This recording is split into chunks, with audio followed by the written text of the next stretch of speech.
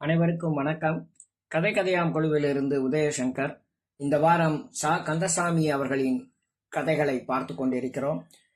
சா கந்தசாமி அவர்கள் மயிலாடுதுறையில் பிறந்தவர். அவர் தனது 28வது வயதில் எழுதிய சாயாவனம் என்ற நாவல் அவருக்கு இலக்கிய உலகத்தில் ஒரு மிகப்பெரிய அங்கீகாரத்தை பெற்றுக் கொடுத்தது. இந்த நாவலை தேசிய புத்தக அறக்கட்டளை நவீன இந்திய இலக்கியங்களின் சிறந்த ஒன்றாக அறிவித்தது.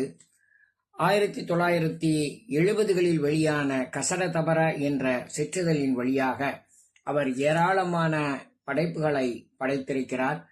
100க்கும் மேற்பட்ட சிறுகதைகளையும் 7 நாவல்களையும் கட்டுரை, ஆவணப்படம், குறும்படம், தொலைக்காட்சி தொடர்கள் என்று அனைத்து துறைகளிலும் அவர் தடம் பதித்திருக்கிறார். அவர் தன்னுடைய எழுத்துக்களை பற்றி சொல்லும்போது, எழுத்துக்களை கலை அலங்காரமாக இருக்காது என்று நான் நம்புகிறேன். சிறந்த இலக்கியம் நேரம், கலாச்சாரம், மொழி மற்றும் அரசியல் சித்தாந்தத்தின் தடைகள் ஆகியவற்றை கடந்து செல்லும் ஒன்றாகும்.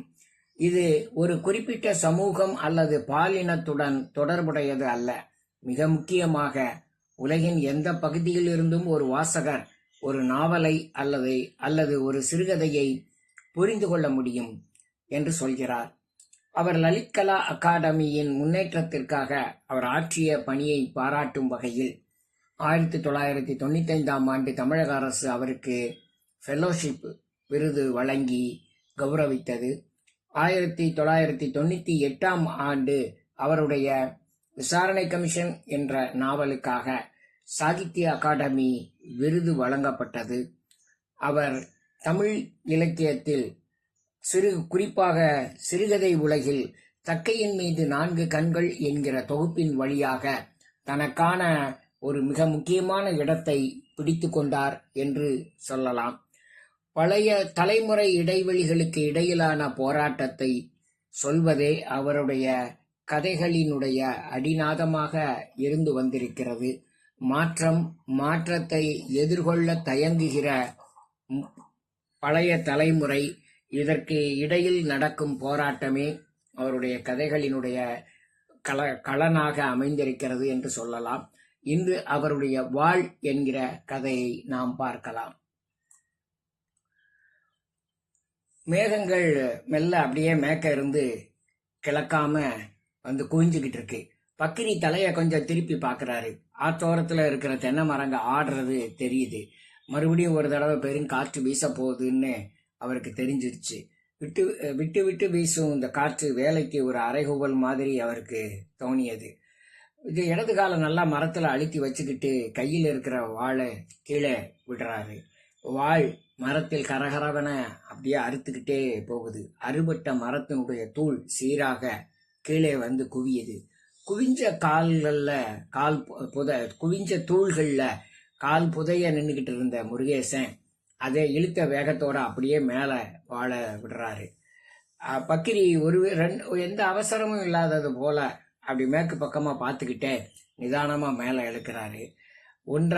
ஒன்னா இருந்த மேகம் அப்படியே செதறி காத்து வேகமா வீச ஆரம்பிச்சதும் செதறி போகுது. சுழண்டு வீசுகிற காத்து மண்ணையும் சருகையும் அள்ளி கொண்டு வருது. கண்ணை சுருக்கிக்கிட்டு முகத்தை ஒரு பக்கமா திருப்பிக்கிட்டு வாழை கீழே விடுறாரு. நிதானம் இல்லாம இறங்குற வாழை பார்த்து, என்னங்க மாமா அப்படின்னு முருகேசன் கேட்கறான். காத்து கிளம்பிருச்சு அப்படின்னு சொல்லிக்கிட்டே வலது கண்ணை கசக்கிக்கிட்டு வெத்தலை எச்சில கீழே துப்புறாரு. 2 நாளா கொஞ்சம் காத்து தான் மாமா. ஆமா, தண்ணி வர்ற காலம் இல்ல அப்படின்னு கோவணமா கட்டி இருந்த வேட்டியை அவிழ்த்து உதறி முகத்தை தொடச்சுக்கிட்டே, மேற்காத்து கிளம்பிட்டா மண்ணை வாரிட்டு வந்துடும் அப்படின்னு சொல்றாரு. வாழை செத்த பிடிங்க மாமா, செத்த இருல அப்படின்னு சொல்லி வேட்டியை உதறி காத்துல பறக்க விட்டு அப்படியே இழுப்ப மரத்தை அடிக்க போய் அங்க பறக்கிற வேட்டிய சுருட்டி அந்த மரத்தடியிடத்துல வேர்ல வச்சுட்டு அது மேல ஒரு செங்கலை எடுத்து வைக்கிறாரு. இப்போ கொஞ்சம் காத்து அடங்கின மாதிரி அவருக்கு தெரியுது. தெரிஞ்ச உடனே அவர் சொல்றாரு, காத்தவராயன் பொண்டாட்டிய அடிக்கிறான், காத்தோ காத்தோ அப்படின்னு அவர் சொல்றாரு. கீழே குனிஞ்சி 2 கையாலையும் மண்ணை அள்ளி பறக்க விட்டு ஒரு குழந்தைய மாதிரி மணல்ல காலால கோடு கிழிச்சு விளையாடுறாரு. அதை பார்த்துக்கிட்டு இருக்கிற பக்கிரிக்கு ஆச்சரியமா இருக்கு, விசித்திரமா இருக்கு. அவன் என்னடா அவனை பார்த்து, என்னடா என்னத்தை கண்டு சிரிக்கிற அப்படின்னு அவரு கேட்குறாரு. அவன் சும்மா அப்படியே கையை அப்படியே திமிரு முடிச்சுக்கிட்டே, சும்மாதாங்க மாமா, இப்போ நீ எதுக்கு சிரிக்கிறன்னு எனக்கு தெரியாதாடா உங்க அக்கா அப்படின்னு அவரை பார்த்து சொல்றாரு. மாமாவுக்கு தெரியாதது உண்டா அப்படின்னு அவன் கேட்குறா. உடனே அவர் குனிஞ்சு மரப்பட்டையை எடுத்து அவன் மேலே வீசுறாரு. வீசின உடனே அப்படியே மரப்பட்டையை வந்து வேற கீழே கிடக்கான்னு தேடுற மாதிரி அங்கேயும் இங்கேயும் அப்படியே ஆடிக்கிட்டே போறாரு. அதை பார்த்த உடனே இவனுக்கு வந்து ஒரு கோமாளி ஆடுற மாதிரியே தெரியுது. இவன் வாழை மேலே கையில் வச்சிருந்த வாழை வச்சு ஒரு தடவை ஆட்டி அவரை மிரட்டுற மாதிரி நடிக்கிறான் அவன். உடனே சரின்ட்டு இனிமே இங்கே ஒன்றும் கதை ஆகாதுன்னு சொல்லிட்டு ஒரு பீடியை பற்ற வச்சு பீடியை குடிச்சிட்டு முருகேசன் அப்படியே கிளம்புறான். என்னடா கிளம்பிட்ட? பக்ரி பார்க்குறாரு இவனை, முருகேசனை. முருகேசன் பொழுது சாய்தலுங்க மாமா அப்படின்னு சொல்கிறான். ஓ, இந்த வயசுலேயே உனக்கு இம்மா நெளிவு வந்துருச்சா அப்படின்னு கேட்குறாரு. இருந்தாலும் மாமா மாதிரி ஆக முடியுமா அப்படின்னு கேட்ட உடனே, மாப்பிள்ள உன் சாமர்த்தியத்துக்கு நீ எங்கேயும் பொழைச்சிக்குவ அப்படின்னு ரெண்டு பேரும் பேசிக்கிட்டு இருக்காங்க. முருகேசன் வேகமாக திரும்பி நேராக கொட்டகைக்கு போகிறான். கொட்டகைக்கு வெளியே அந்த வாளை வச்சுட்டு அவன் வந்து உள்ளே போய் குளிக்கிறதுக்கு கிளம்புறான். இது மாதிரி ஒரு வறண்ட கோடையில தான் முருகேசன் இவர்கிட்ட வந்து சேர்ந்தது பக்கிரிக்கு ஞாபகத்துக்கு வருது. அவனை பார்த்த உடனேயே அவருக்கு ரொம்ப பிடிச்சு போச்சு.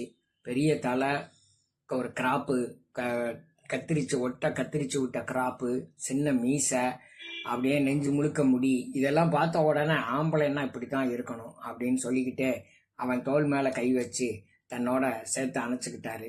அவனை பற்றி எதுவும் விசாரிக்கணும்னு கூட அவருக்கு அப்ப தோணலை. அவனுடைய தோற்றமும் தோரணையுமே, சரி இவன் தான் நமக்கு சரியான ஆளு, நம்மோட சரிக்கு சரியா நின்று வாள் இழுக்கிறதுக்கு சரியான ஆளு அப்படின்னு சொல்லி அவர் வந்து நினைச்சு அப்படியே அவர் பாராட்டிக்கிட்டாரு. ஆட்களை நீங்க ஜட்ஜ் பண்றதுல பெரிய ஆள்றா அப்படின்னு. முருகேசே அப்படின்னு சொன்ன உடனே முருகேசன் குளிக்கிறதுக்காக கிளம்பி போறாப்புல. ஏங்க தம்பி குளிக்க போறீங்களா? ஆமாங்க மாமா, குளிச்சுட்டு சுருக்கா வாங்க, ஒரு விஷயம் பேசணும். சரிங்க மாமா அப்படின்னு சொல்லிட்டு துண்டை உதறி முண்டாசு கட்டிக்கிட்டேன் அவன் கீழே இறங்கி ஆத்துக்கு குளிக்க போறான். தங்கராசு இவர் உடனே பக்கிரி, தங்கராசு செத்த வெத்தலை எடுத்துடாடா அப்படின்னு சொல்றாரு. உடனே உள்ள இருந்து அவருடைய பேரன் தங்கராசு பண ஓலையில இருக்கிற வெத்தலை பெட்டி எடுத்து கொண்டு வந்து கொடுக்குறான். எல்லாம் என்னல குழம்பு அப்படின்னு கேட்ட உடனே, கொக்குங்க தாத்தா. கொக்கா? ஏதுல? உடனே, நம்ம கண்ணியில உளுந்துச்சு தாத்தா. உன் கண்ணிலையா?